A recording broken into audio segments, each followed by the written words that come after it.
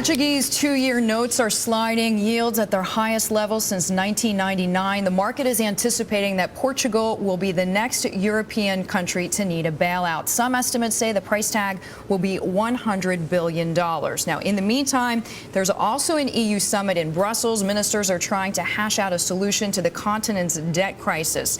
Joining us now with his view on both is William White. He's joining us. He is from the Organization of Economic Cooperation and Development. Bill, joining us from Paris this morning. So glad you could be with us. Were you surprised, first of all, by the fact that the Portuguese Prime Minister stepped down and that the budget was rejected? Well, I wasn't so much surprised as I was disappointed. But there were certainly warnings that there were going to be political difficulties here. They're trying to do things that are very, very hard in terms of fiscal restraint and structural reform. And it's perfectly natural, and we see it all the time. There's going to be a significant degree of opposition. But I was sorry that he had to resign, because it is going to complicate the issue. So you mentioned it's going to complicate the issue. I mean, what should be done about Portugal now from this juncture? It's a disappointment, but now the country and the Euro region has to move forward. What's the right solution given what we know now?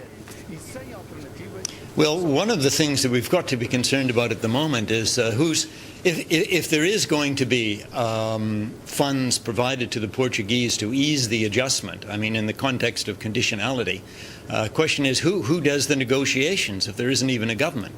So that's going to make things a bit tricky. If they do move down the road to saying we do have a problem, we do need support, I think that would, from the Europeans and from the IMF, I think that would be a welcome step, again, subject to normal, strict conditionality. I must say, though, the word bailout gets used all the time. I mean, we have to understand here that these sums are being lent at an interest rate which is significantly in excess of what it costs the lenders to borrow the money themselves. So bailout's not quite the right word I would use. Right, a big loan, so to speak. $100 billion is the amount that we're hearing. Does that sound about right to you? Well, I'm not in a position to say what the near-term funding requirements are.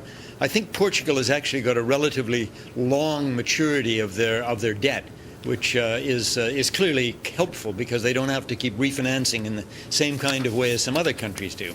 Bill, you mentioned an interesting point, though, when you and I were speaking off-air, and you said, you know, the elephant in the room remains, is this a liquidity crisis? Is this a solvency crisis? How does this apply to what we're seeing right now in Portugal?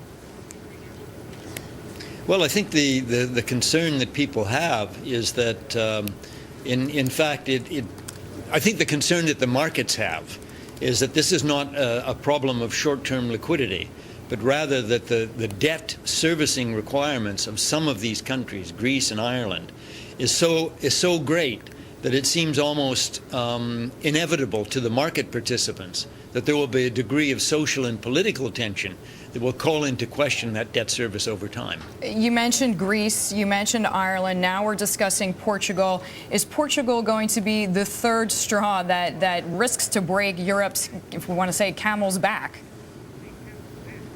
Well, I think there's been a recognition for a long time that those three small peripheral countries were countries that really did have significant problems, and problems that seem on the face of it to be significantly greater than some of the other countries like Italy or Spain.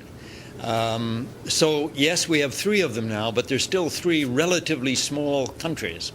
And from what you're saying, Bill, it seems like this was in part at least anticipated.